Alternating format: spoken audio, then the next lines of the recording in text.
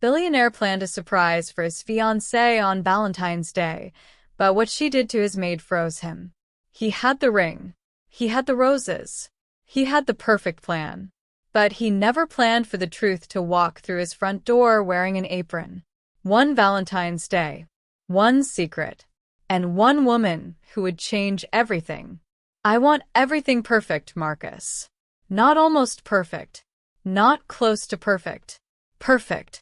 Marcus Cole stood at the floor-to-ceiling window of his penthouse, 42 floors above Manhattan, watching the city blink awake in the cold February morning. At 33, he had the kind of face that magazine covers begged for: sharp jaw, calm dark eyes, the quiet confidence of a man who had never once second-guessed a decision in his life. Until lately. Mr. Cole. The voice behind him was soft, measured, professional. He turned. Elena Reyes stood near the kitchen island, a clipboard tucked under one arm, a cloth in the other hand. 28 years old, with dark hair pulled into a low bun, wearing her usual gray uniform. She had worked in this penthouse for 2 years now, longer than any other staff member Marcus had ever kept. Most people quit within 6 months. Elena stayed. And somehow, without him ever intending it, she had become the most dependable presence in his very expensive, very complicated life. The florist confirmed delivery at 4 o'clock, Elena said, glancing at her clipboard. The restaurant has your private room reserved. Chef Du Bois will be preparing the tasting menu personally. The jeweler called to confirm the ring is ready for pickup. And the roses, she paused, red, 24 as requested. Marcus nodded slowly. And Vanessa? Did she confirm she'll be here by 7? She texted the landline number you gave me. She said she'll be here. Elena set down her clipboard and started wiping the already spotless counter. There was something in her voice, not hesitation exactly. More like the careful silence of someone choosing not to say something. Marcus caught it. He always caught things about Elena. That bothered him more than he liked to admit. You're doing the thing, he said. She looked up. What thing? The quiet thing.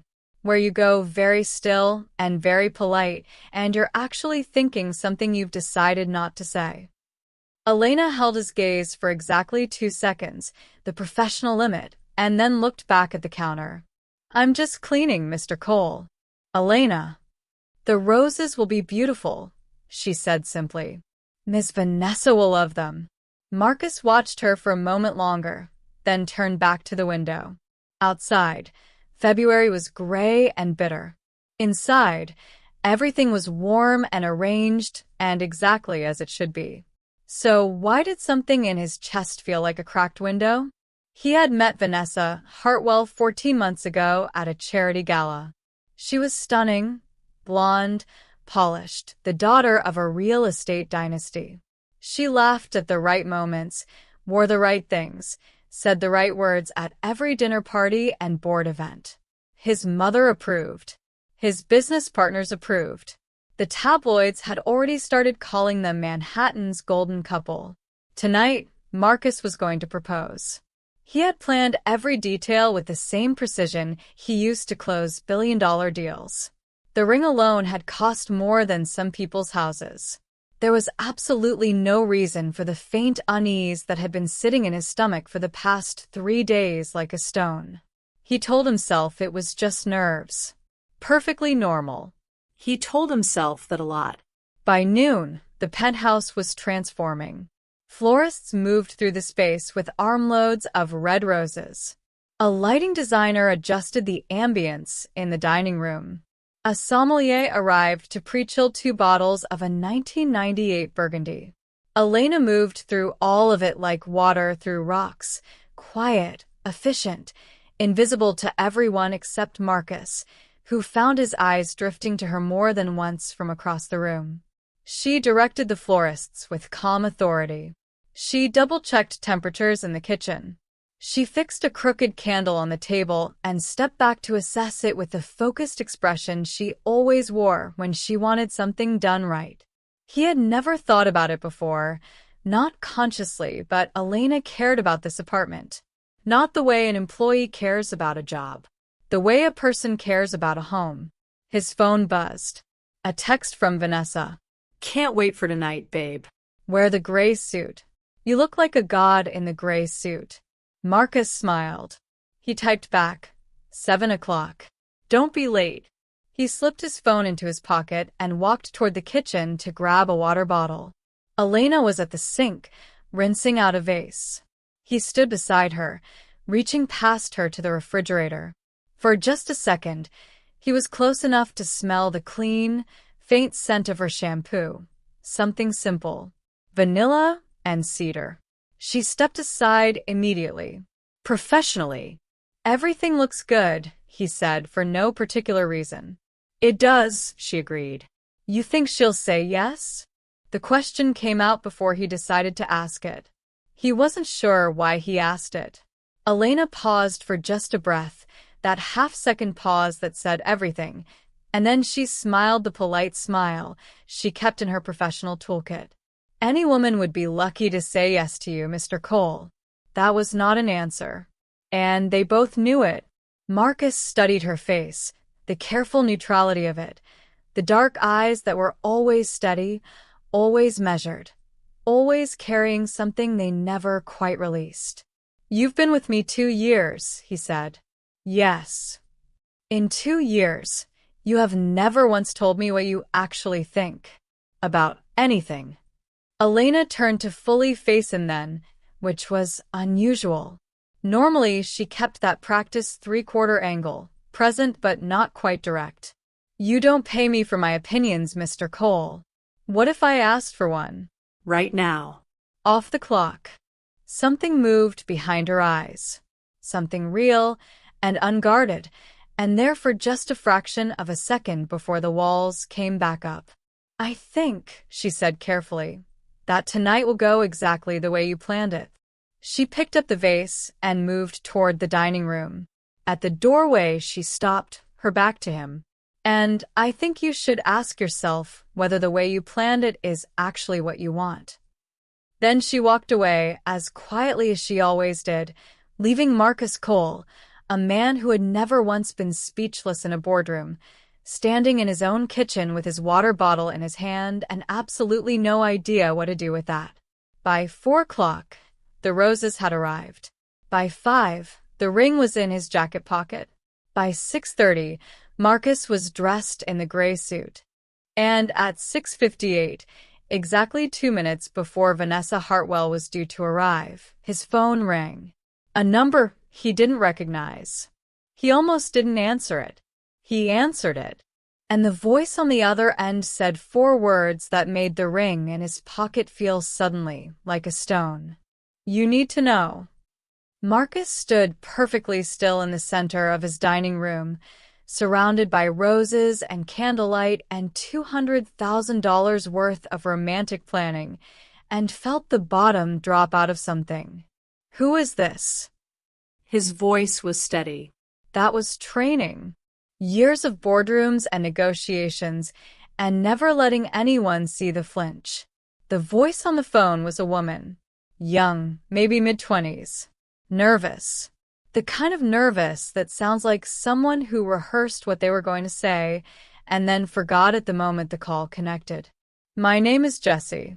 Jessie Hartwell. A pause. Vanessa's younger sister. Marcus said nothing. He walked slowly to the window. Below him, Manhattan moved without caring about any of this. I've been trying to decide whether to call for 3 weeks, Jessie continued. I almost didn't. I told myself it wasn't my business. But then I thought, if someone knew something about the man I was going to marry, I'd want them to tell me. Even if it hurt. Say what you have to say. Another pause. Longer this time. Vanessa isn't who you think she is. Jessie's voice dropped. She has been lying to you. Not about small things.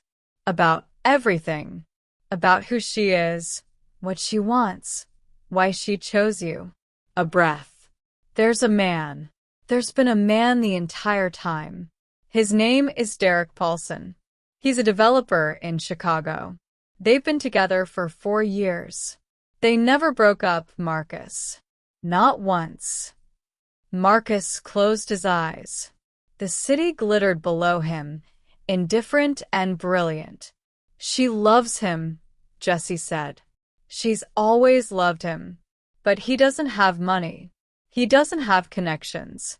And your name opens doors, Marcus. That's what she told him. She said it was temporary. She said once she had the ring and access to the right circles, she'd figure out the rest. A pause. I heard her say it 3 weeks ago, on the phone with him. I wasn't supposed to. Silence sat between them across the phone line. Why are you telling me this? Marcus asked quietly. Because she's my sister, and I love her, Jessie said. But what she's doing to you isn't love. It's strategy. And you deserve to know the difference. The call ended. Marcus stood at the window for a long moment. The candles on the table behind him flickered in the climate-controlled air. The roses smelled expensive and clean. He reached into his jacket pocket and closed his fingers around the ring box. Then he set it on the windowsill. And he walked to find Elena. She was in the laundry room, the small, warm room off the east hallway, folding towels with the precise, methodical calm she brought to everything. She looked up when he appeared in the doorway. She read his face in 1 second. She always read his face faster than anyone he'd ever met, and her hands stilled. Mr. Cole, what happened? I need you to sit with me, he said. Just sit with me for a minute. It was not a thing he had ever asked. Elena placed the towel down slowly, watching him with those steady dark eyes, and then she nodded and followed him to the living room. They sat on opposite ends of the long couch, the one that cost more than most cars, and Marcus stared at the floor and said nothing for almost a full minute. She's been lying, he finally said. The whole time. Elena said nothing. She didn't gasp. She didn't offer quick comfort or fill the silence with noise. She just sat, completely present, and let him breathe. Did you know? He asked. He looked at her directly. Her jaw tightened almost imperceptibly. I had suspicions, she said. Nothing I could prove. Nothing that was my place to say. Tell me. Small things. Elena folded her hands in her lap. The way she talked to you when she thought no one was listening versus when she knew people were watching. The phone calls she took in the car rather than inside. The way she looked at this apartment. Not like someone in love with you, but like someone calculating what something was worth. She paused. I'm sorry. You asked. Don't be sorry. Marcus leaned back, pressing his fingers to his eyes. What's the tell? How do you know? Between someone who actually cares about you versus someone who's just performing caring? Elena was quiet for a long time. Long enough that he looked over at her. She was looking at her own hands, and there was something in her expression he had never seen before. Something unguarded. Something that looked, from a certain angle, like grief. They remember the small things, she said softly. Not the expensive things. Not the gestures that other people see. The small things. The way you take your coffee. Which side of the bed you sleep on. That you get quiet when you're stressed instead of loud. That you always look out the window when you're thinking something important. She stopped herself, cleared her throat. That's how you know. The room was very quiet. Marcus looked at her. Really looked. Not the way an employer looks at an employee, not the cataloging glance of a busy man processing his surroundings. He looked at her the way you look at someone when a sentence they just said rearranges something inside you. She knew exactly how he took his coffee. She had never once asked. She just knew. She knew he went quiet under pressure. She had covered for it at 2 separate business dinners without being asked. She knew he always stood at the east window when he was thinking. She had started leaving water on the sill near that window 6 months ago without a word about it. Elena. The elevator dinged. They both turned. The doors opened, and Vanessa Hartwell stepped into the penthouse, blonde and radiant and perfectly dressed in a deep crimson gown, laughing into her phone. She ended the call when she saw Marcus and spread her arms wide, her smile enormous and warm and completely convincing. Baby, this place is stunning. You actually outdid yourself. She crossed the room, heels clicking on marble, and stopped when she registered Elena sitting on the couch. Her smile didn't disappear, but it changed, subtly, in a way that only someone watching very carefully would notice. Oh. She looked between them. The smile tightened. Am I interrupting something? No, Marcus said. He stood. His face had gone into that boardroom stillness. Unreadable, deliberate, precise. We were just talking. Vanessa's eyes moved to Elena. And for just 1 second, just one, the performance slipped. The warmth drained. In its place was something cold and territorial, and absolutely calculating. It was there, and gone in an instant. But Elena saw it. And Marcus, who had been watching Elena's face, saw Elena see it. You should go get ready, Vanessa said lightly, turning back to Marcus. The night is young, and I heard a rumor this evening might involve something sparkly. She laughed like silver bells.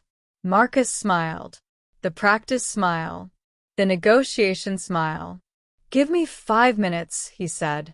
He walked to the hallway. And as he passed the window where he'd left it, the ring box was still sitting on the sill, small and dark and patient. He left it there. Do you know what you are? You're furniture. And furniture doesn't have feelings about my fiancé. Elena heard the heels before she saw her. She had returned to the kitchen after Marcus disappeared down the hallway, back to her clipboard, back to her cloth, back to the invisible line she had kept herself behind for 2 years. Professionalism, distance, safety. These were the things she understood. These were the things that kept the world manageable. She was checking the temperature on the dessert when Vanessa appeared in the kitchen doorway. The crimson gown, the perfect hair, and an expression that had absolutely nothing to do with the warm, dazzling woman who had walked off that elevator 3 minutes ago. This Vanessa was different, quieter, sharper, the kind of sharp that cuts before you even feel it. I've been watching you, Vanessa said pleasantly. The pleasant tone was somehow the most frightening part. Elena turned, kept her face neutral. Ms. Hartwell, can I get you anything? That's funny. Vanessa tilted her head. You know what I find funny? The way Marcus looks at you. She walked slowly into the kitchen, trailing one finger along the island counter. I've been watching it for months. Little glances, little moments. The way he pauses when you enter a room. She stopped across the island from Elena.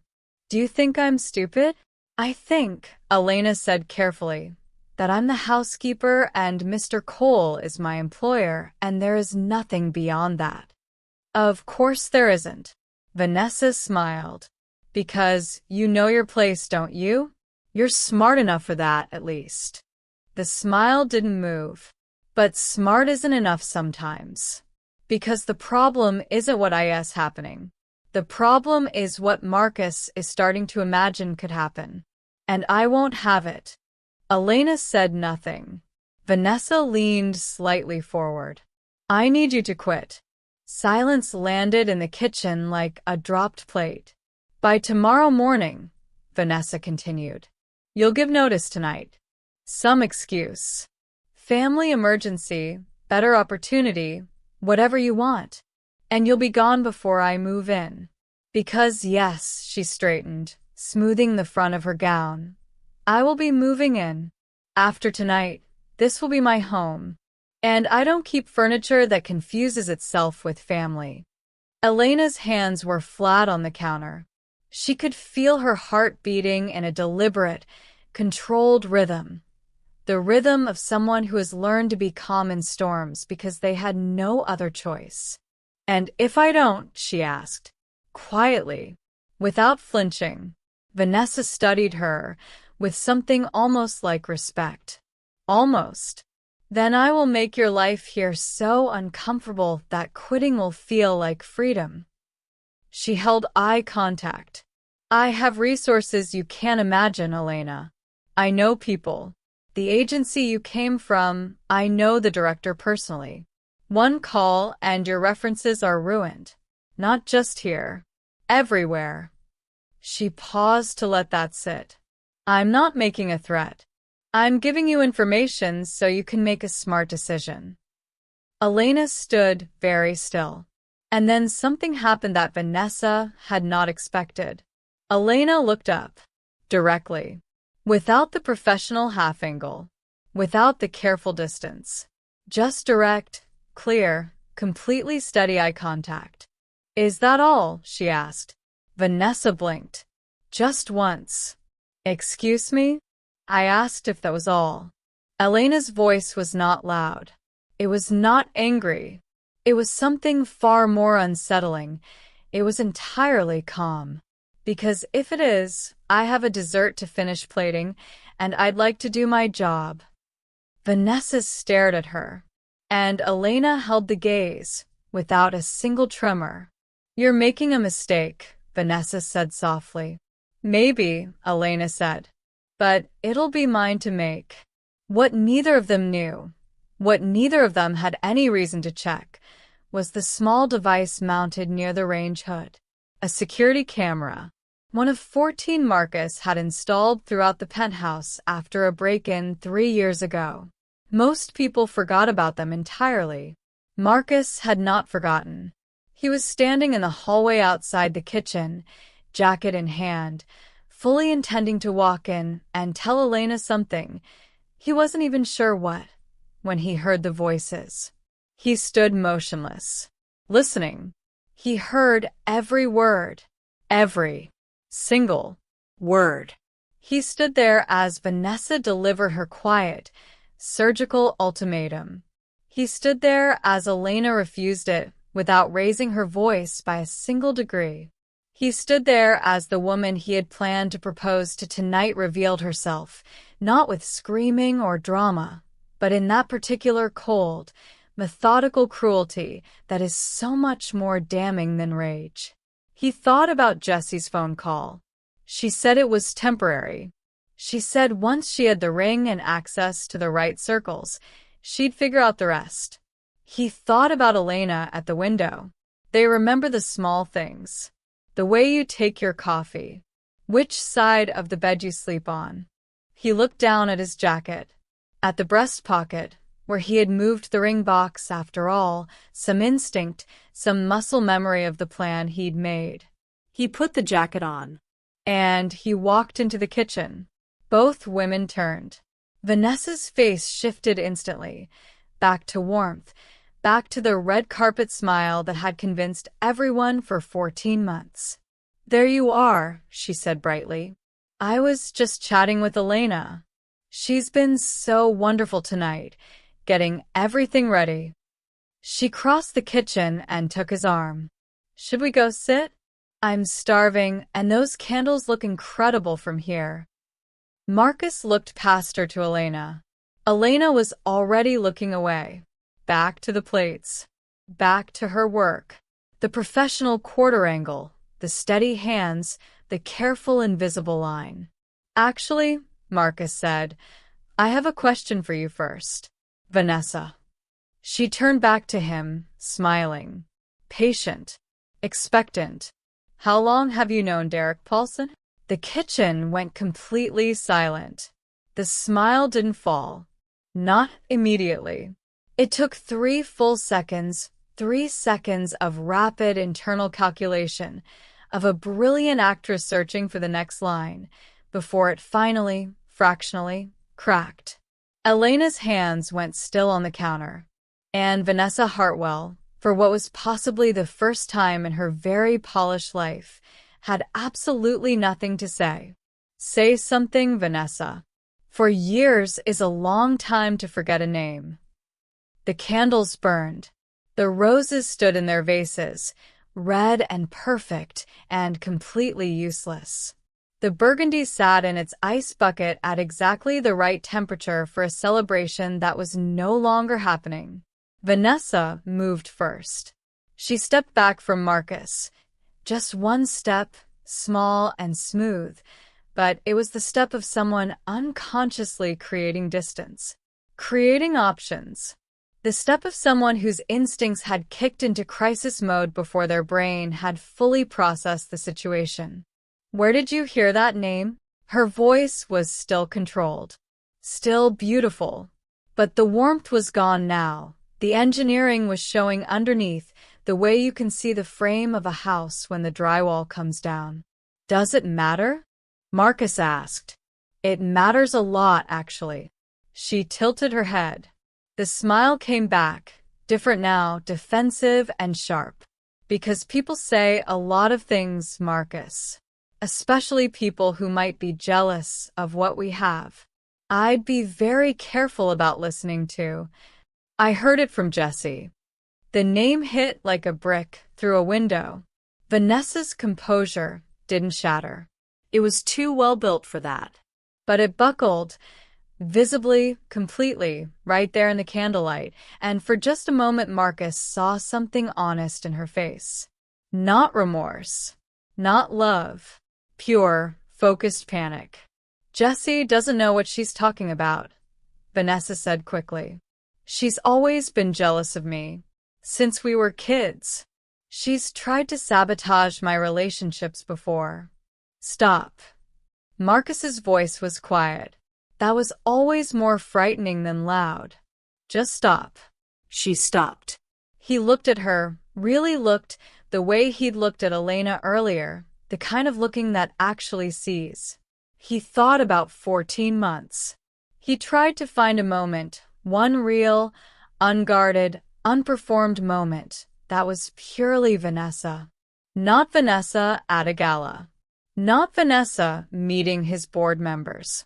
Not Vanessa with her hand on his arm at exactly the right angle for a photograph. He couldn't find one. That was the most damning thing. Not the cheating. Not Derek Paulson.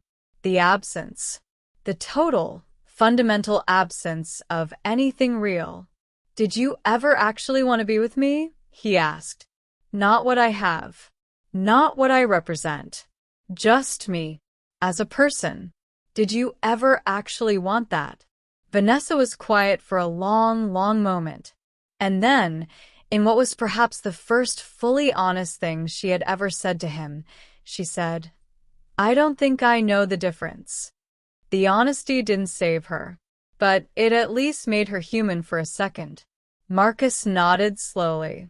He reached into his jacket pocket, took out the ring box. He set it on the kitchen island between them, not dramatically, not angrily, just placed it down the way you place something you're done carrying. The car service is already paid for the evening, he said. They can take you wherever you need to go. Vanessa looked at the ring box. Her face did several complicated things in rapid succession. Then she straightened, and, to her credit, she pulled herself together with a kind of dignity that was almost impressive under the circumstances. Marcus. Good night, Vanessa. She looked at him for one more moment. Then she looked, briefly, directly, at Elena, who stood absolutely still at the counter, eyes down, hands flat on the surface, doing everything a professional person does to make themselves disappear. Whatever Vanessa saw in that look, it resolved something for her. She picked up her clutch from the counter where she'd set it.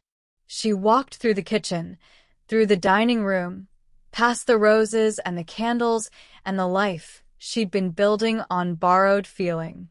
The elevator doors opened. The elevator doors closed. And then it was just Marcus and Elena, and the sound of 200 candles breathing. Neither of them spoke for almost a full minute. Marcus stood with his hands on the island. Elena stood across from him in the same position, mirrored, which he noticed distantly, the way you notice things that don't matter, and then realize they do. "I'm sorry," Elena said finally. "About your evening." "Don't be sorry about things that aren't your fault," he said. "She would have been more careful if I hadn't." Elena stopped herself. "If you hadn't what?" She shook her head slightly. "Nothing. It doesn't matter." "Elena." He waited. "You know I heard." She went very still. "The conversation. In the kitchen. Before I walked in." He kept his voice steady. "I was in the hall. I heard everything she said to you. And everything you said back." Her chest rose and fell once. A long, slow breath. "Then you know it wasn't a two-way problem," she said carefully. "I did nothing to provoke." "I know that."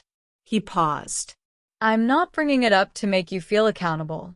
I'm bringing it up because—" He searched for the right words, and Marcus Cole, who chose words in boardrooms the way surgeons chose instruments, couldn't find them easily. "Because you didn't tell me. She threatened you, your career, your references. And you looked her dead in the eye and said no, and then you put the plates back down and went back to work, and you were never going to tell me." Elena said nothing. "Why?" he asked. She was quiet for long enough that he thought she wasn't going to answer.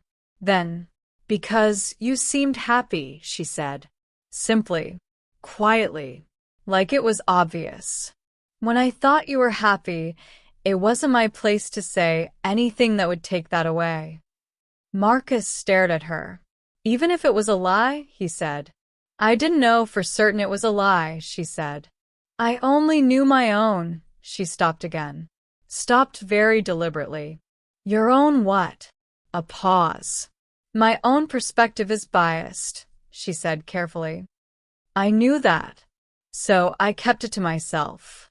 It was a careful answer, a professional answer, but it was also an answer with a door in it, a door she was keeping mostly closed but not entirely.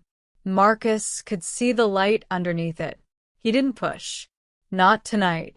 Tonight had already dismantled enough. He pulled out the bar stool and sat down at the island, looked at the ring box still sitting there between them, then looked up at Elena. "Will you eat dinner with me?" he asked. "It's Valentine's Day, and there's a completely ridiculous amount of food in that dining room, and I'd rather not sit there alone." Elena blinked. Something soft crossed her face, unguarded and real, gone almost instantly, but there. "Mr. Cole, I don't think that's—" "Elena, we've had the longest conversation I've had with another human being in probably 3 years. You just withstood a threat from a woman in a $10,000 dress without flinching, and you're still calling me Mr. Cole." He looked at her. "Sit down and eat dinner with me. Just as two people. Not employer and employee. Just two people in a room on Valentine's Day who both have nowhere else to be." A beat. 2 beats. And then Elena Reyes pulled out the bar stool across from him and sat down. "You'll need to open the wine," she said. "I always pour it wrong." Marcus almost laughed. It was the first honest, unperformed smile he'd worn all evening. "That," he said, reaching for the burgundy, "I can do. I've been in this apartment 2 years, and I know everything about your life. You don't even know where I grew up." The burgundy was extraordinary. Marcus poured 2 glasses, unhurried, deliberate, and they carried them to the dining room, where 40 candles burned around a table set for a very different evening. The roses stood in their crystal vases. Chef Dubois's tasting menu sat under polished cloches, waiting. The ring box was still in the kitchen, and neither of them mentioned it. They sat across from each other at the long table, not at opposite ends, which would have been ridiculous, but close to the middle, the way two people sit when the formality of a room doesn't quite fit the realness of a moment. Elena looked at the spread, 6 courses, handwritten menu cards, gold-edged plates, and pressed her lips together in a way that was almost a smile. "This is a lot of food for a breakup," she said. Marcus let out a breath that was mostly a laugh. Yes. "It is." They lifted their glasses. No toast, just the small acknowledgement of two people who were both a little lost and choosing not to pretend otherwise. The first course was a chilled lobster bisque that was so good it temporarily made everything less terrible. "Okay," Marcus said, setting down his spoon. "I just asked you something. You know everything about me, and I know almost nothing about you. So." He looked at her. "Where did you grow up?" Elena glanced up, surprised by the directness of it. "New Mexico," she said. "Albuquerque. We moved to Phoenix when I was 11. We. My mom and me." A small pause. "My dad left when I was 8. It was just us after that." Marcus nodded, not pushing. "What did your mom do?" "Cleaned houses." Elena said it without any self-consciousness, just information. She was the best at it. The kind of clean where people walk into a room and they don't know why they feel better. They just do. She said cleaning for someone was an act of care if you did it right. That you were making someone's life easier and quieter and more livable. She looked at her glass. "She made me see it that way too." "That's why you do it the way you do," Marcus said quietly. She glanced up. "The way you," he searched for the word, "attend to things. It never seemed like just a job. I noticed that, but I didn't know what to call it." "She passed 4 years ago," Elena said. "Lung disease." She was 53. There was no performance of grief in it. It was the flat, quiet statement of someone who has made peace with a wound without losing the tenderness of it. "I came to New York to start over.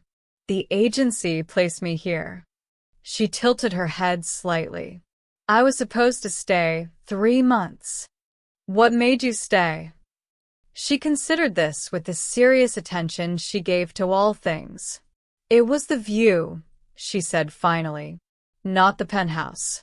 Not the job." She glanced toward the east windows. "The view from that window at 5 in the morning, when the city isn't performing yet. When it's just itself. Dark and quiet and real." She paused. "I didn't have a lot of places that felt real. That window did." Marcus was quiet for a moment. "I stand there every morning," he said. "I know," she said. 6:17, give or take. He looked at her. She looked back. And the thing that had been in the room between them all evening, careful and contained and thoroughly professional, took up a little more space. Elena looked down at her plate. "I shouldn't have said that. That was..." "True," he said. "Probably too much." I asked. "You asked where I grew up, and everything else came free. I'm a good listener. Ask anyone." He leaned slightly forward. "What did you actually think when I told you I was proposing tonight?" Elena was quiet for a long time. Outside, Manhattan hummed and glittered 42 floors below, doing what it always did, carrying on. "I thought," she started. Stopped. Then started again, slowly. "I thought that a good man was about to make a mistake he didn't need to make. And that it wasn't my place to say so. And that I should focus on getting the lobster order right." She looked up. "In that order." "A good man," he repeated. "Yes." "You've worked for me for 2 years," he said. "You've seen me stressed, dismissive, unavailable, consumed. You've been told to work around my schedule and my moods and my completely irrational attachment to a specific brand of sparkling water that I somehow act like is a necessity." San Pellegrino, she said. Yes. And your assessment is, good man? Elena met his eyes directly. No professional angle. No careful distance. Just level, clear, unguarded. Good man having a hard time trusting himself, she said. Which makes you harder to watch than a bad man, frankly. Because you know better. You just don't always believe that you do. The candles moved. The burgundy sat in the glasses, catching the light. And Marcus Cole, who had sat across from senators and CEOs and people whose names moved markets, sat very still and felt seen in a way that was almost physical, like being looked at and found, rather than assessed and filed. Why didn't you ever? He started. Because I work for you, she said. Gently, but clearly. There is a line. I've always known where it is. What if the line moved? He said. The question sat between them with the candles and the roses and the ring still in the kitchen and all of it. Elena breathed in slowly. Marcus. It was the first time she'd used his name without the title. She seemed to realize it as she said it and didn't take it back. I need you to understand something. Tonight you had your heart broken. Tonight you found out something real about someone you trusted. And I am the person who was here when it happened. She looked at him steadily. So, I need you to be careful about what tonight means versus what it actually is. That's very wise, he said. Yes, she agreed. I hate it a little bit, he said. She almost smiled. Almost. I know.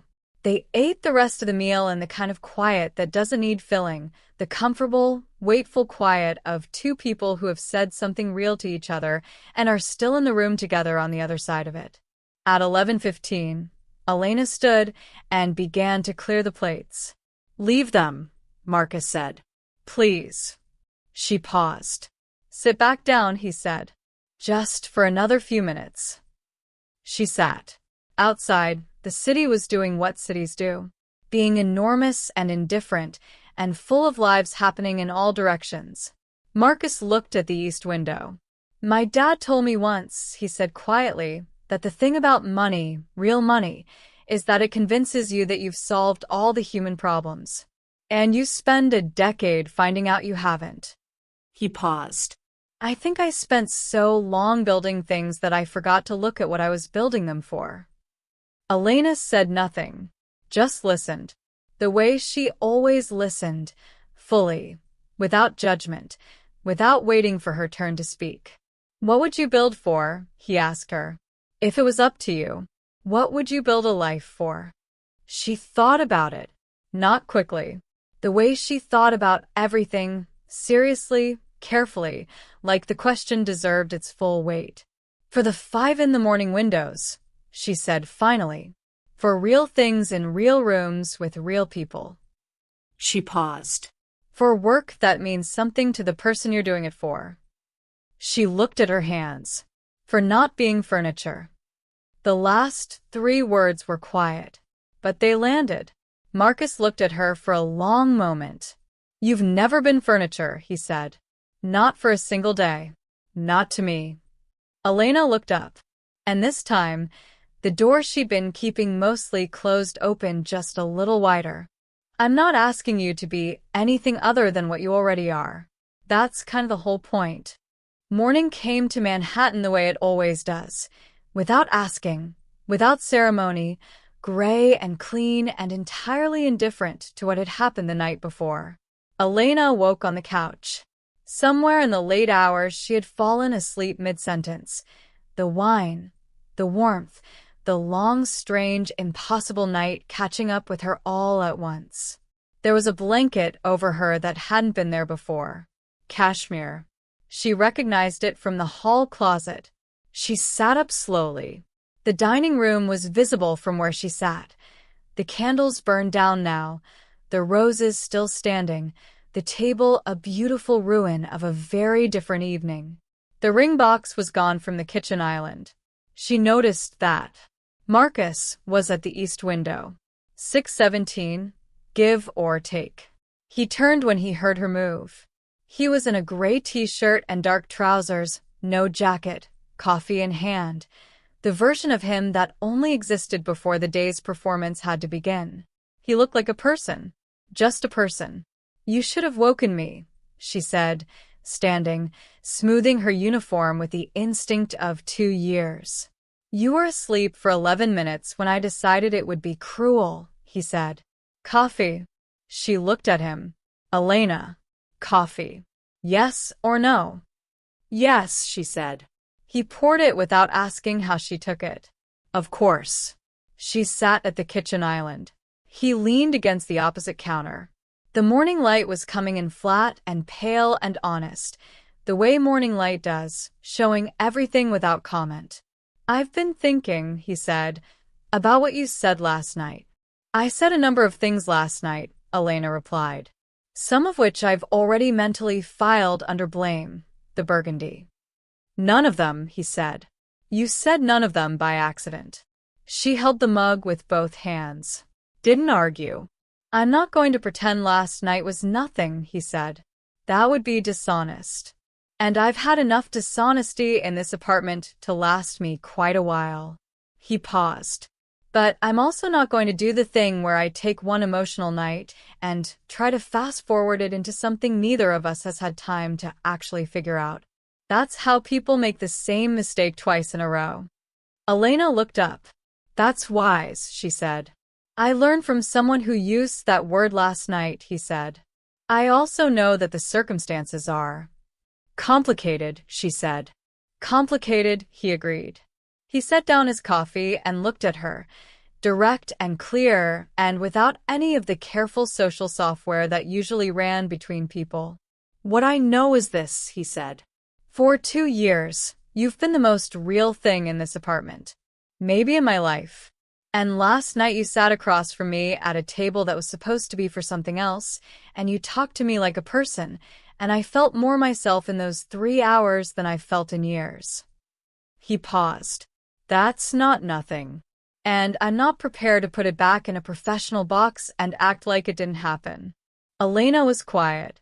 "But," he continued, "I also know what you said. About tonight. About being the person who was here when it happened. About being careful." He looked at her seriously.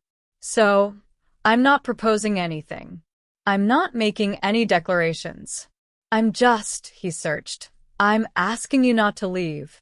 Don't give notice. Don't talk yourself out of being here, because the lines got complicated. Because I think the lines getting complicated might be the most honest thing that's happened to me in a long time."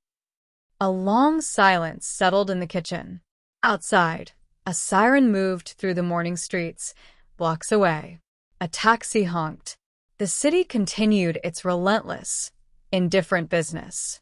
"My mother used to say," Elena said slowly, "that the hardest thing about caring for other people's homes is that you can't let yourself love them, because they were never yours.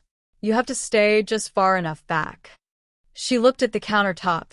She had wiped thousands of times. "I've been far enough back for 2 years." "I know," Marcus said. "It was safer," she said. "Not just professionally. Personally." She looked up at him. "You are a very full person to be around, Marcus.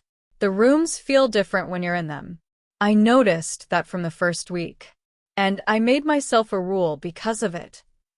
"What was the rule?" "The window," she said. "I let myself have the window. 617, the city being real. I let myself have that.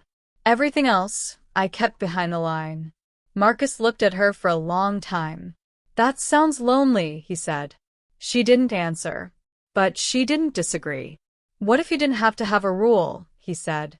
"What if, and I understand this is not a simple thing, and I'm not asking you to decide it this morning. What if this could just be what it is? Not rushed. Not labeled. Not turned into something that needs to be managed." He leaned forward slightly. "Two people who apparently talk to each other like human beings, which is apparently rarer than either of us would like." Elena looked at him. The morning light was honest and steady, and it lit his face without flattery. Just a 33-year-old man, sitting in his kitchen the morning after his life changed, asking for something real without knowing quite how to ask for it. She thought about her mother, about New Mexico and Phoenix and the agency, and 3 months that became 2 years. About a window at 5 in the morning that made a city feel like something true. About a blanket that had appeared over her while she was sleeping, cashmere and quiet and uncomplicated. "I have an interview at 3, she said. Marcus went still. "What?" "Not for a job. For my niece's school." She kept her face even. "She's applying to the arts program. I'm a reference." He blinked. The stillness in him broke open into something that was almost a laugh, the kind that comes from pure, unexpected relief. "You absolute." "I also," she continued, "will need to renegotiate my contract. Assuming I'm staying." "Obviously," he said. "Name it." "I want Sundays off. Real Sundays. Not on-call Sundays." Done.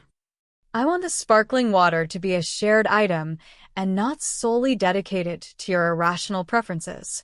"That's fine. Yes. And I want you to tell me things when they're happening." She looked at him directly.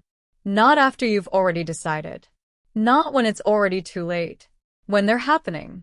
Because I can't be useful to you or—" She paused and then said the next word very carefully. "Present for you, if I'm always the last to know." The word present sat between them, small and specific and meaning more than its syllables. Marcus held her gaze. "Agreed," he said. "All of it." Elena nodded once. Then she stood, took her coffee, and walked to the east window. She stood in the pale February light, looking out at the city that had been hers at 5 in the morning for 2 years. After a moment, Marcus came and stood beside her. Not close enough to be anything definitive, just beside her. The way 2 people stand when they've decided to stop pretending there's nothing to stand beside each other for. "You know," she said, "it's a very good view." "I know," he said. "I've had it for 4 years." "So have I," she said quietly. He looked at her. She was still looking at the city. But there was a softness in her face, unguarded and real, and there on purpose. This time, not accidentally. "Happy Valentine's Day," she said. "Best one I've had," he said. "Technically." She almost laughed. He heard it in her breathing even if her face didn't quite commit to it. Below them, Manhattan moved and argued and lived and carried on. The ring box was in Marcus's desk drawer, returned to the jeweler first thing in the morning. A phone call he'd made at 6 a.m. with no regret and no hesitation. The roses were still beautiful. The window was still honest. And in the kitchen of a penthouse 42 floors above a city that never slows down, 2 people stood in the morning light and decided, carefully, quietly, without rushing, to let something real take the shape it needed to take. Not a proposal, not a declaration, not a plan with a ring and a restaurant and 200 candles.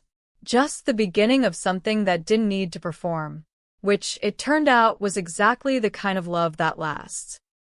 The best ones begin with someone who already knows how you take your coffee, and stayed anyway.